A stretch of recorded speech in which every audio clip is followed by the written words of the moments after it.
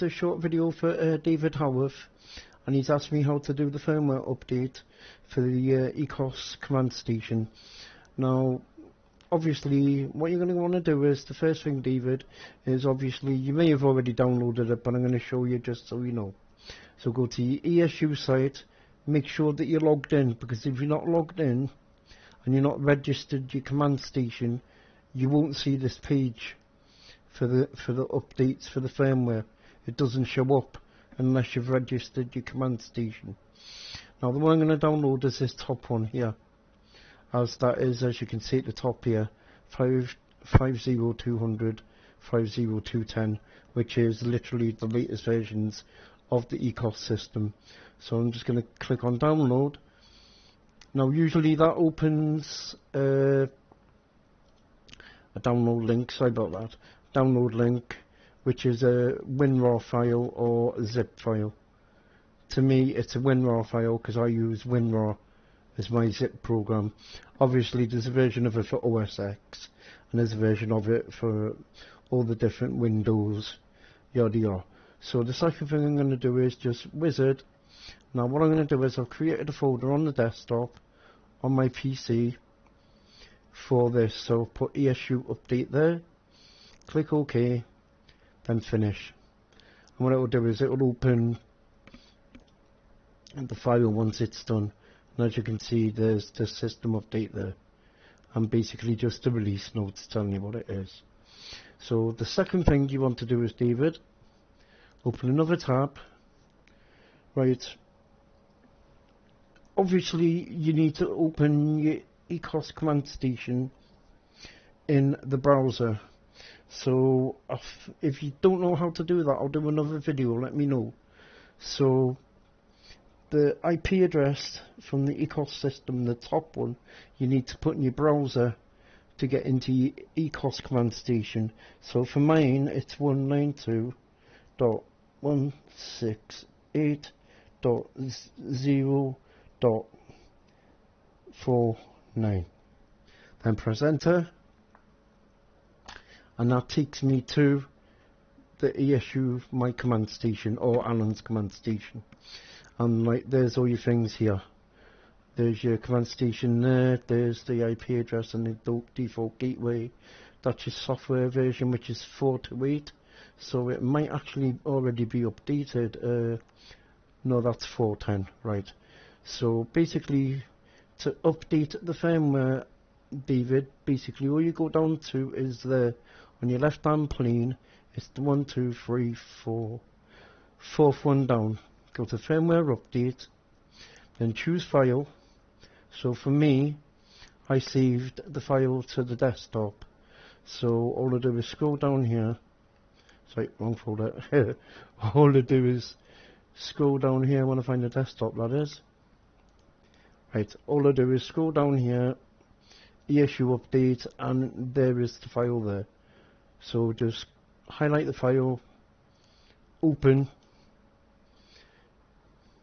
and then send. And basically what it does is it sends that to the ECOS system. I'll give it a minute or two because it usually takes about a minute or two for it to like recognize it and read it and upload it. So if you bear with it, it will update it. Don't worry about that.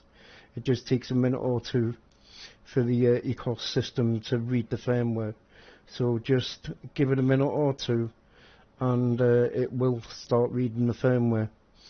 So I'm just going to leave it for a second because I've sent the firmware to the system itself, and now I'm just waiting for it to do its thing and update itself.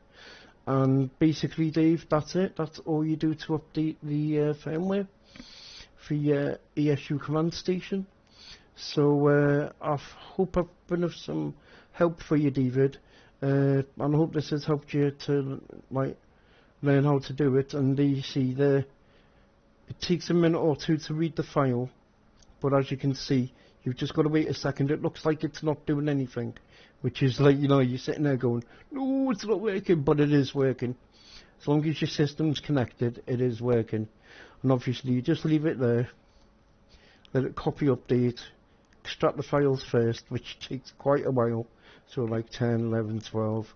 You know, and it does take quite a while to do, I will admit that.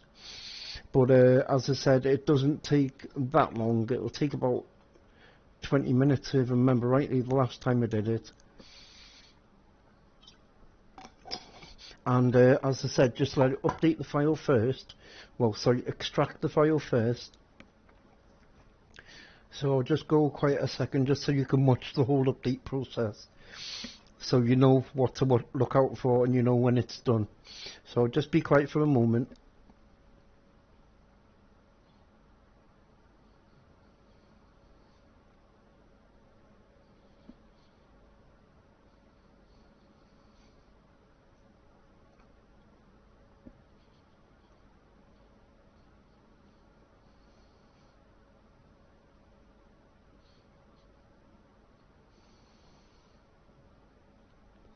So as you can see, that's going up to like 50%. As I said, David, it does take a while, but it is updating, mate. You know, so you know it is updating by, obviously, when you look at the screen on your computer, and it's like there, as I say, it's getting to 60%, and it's like 61 now. So I think it takes 20 minutes, as I said. I think it's around 20 minutes, and just let it do its thing, and let it update. One thing I will mention is for Paul Richards. Paul, you need to register your ecosystem, mate, to get these firmware updates. There's a registration thing on the ESU site, and it's got register your ecosystem on there somewhere. I will do a separate video on it, mate. I'll do it at some point tomorrow. I was going to do it yesterday, but I just didn't have time. I was too busy doing stuff. But I will do it, I promise. And I'll show you how to do that, because otherwise you can't get any of the firmware updates for your ESU system. Right, so there you go, Dave. So as I said, there's 100%. So now it's preparing the update, obviously, to update the system. So you just have to wait and give it a couple of minutes to obviously update itself, and you know, for the system to get ready to take the update and make sure that it's the right update for the system, which it is.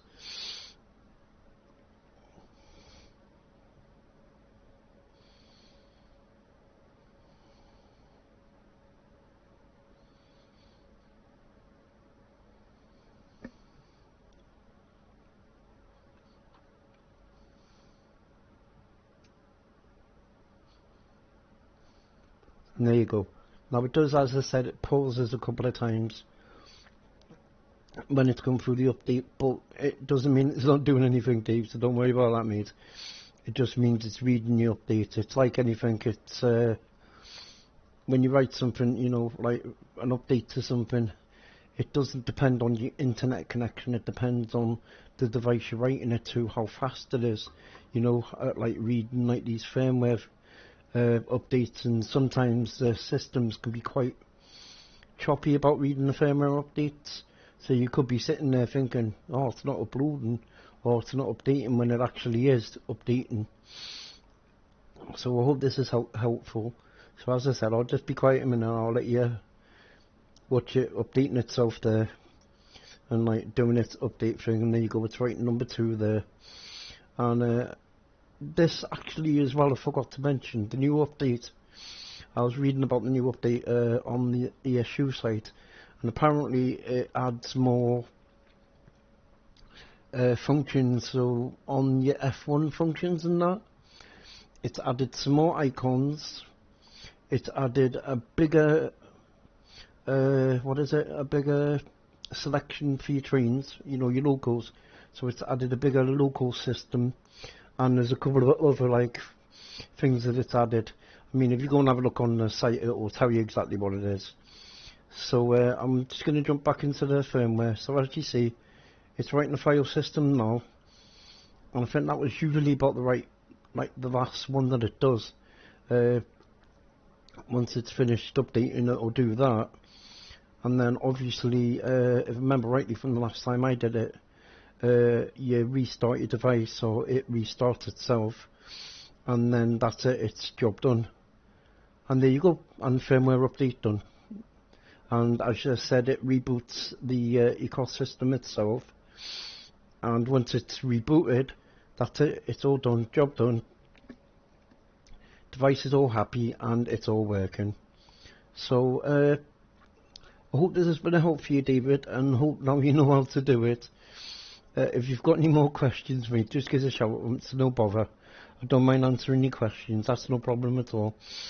And Paul, I will do over the next few days a video on registering your ESU system, and I'll try as well to help you with the problem you're having. So thank you for everyone for tuning in. I hope this video has been helpful to anybody, or like anybody, and helps people if they want to update the firmware and don't know how to do it. Thank you for tuning in, and thank you for asking the question, David. That was very nice of you. I always like it when I get asked things by like big YouTubers by you. I always get excited. I know it's silly, but thank you very much for asking us, David, and thank you to everyone who's been supporting me on my videos and leaving me really nice comments, especially Anthony Dodge. Next time you're in the UK, I'd love to meet you, mate. So just let one know when you're going to be here, and I'll come and see you, because you're a really nice bloke, and your comments have been fantastic. Thank you, I really appreciate it. So I'm going to stop blabbling now. So bye for now from Layton Jr., and I'll see you in the next video. Try not.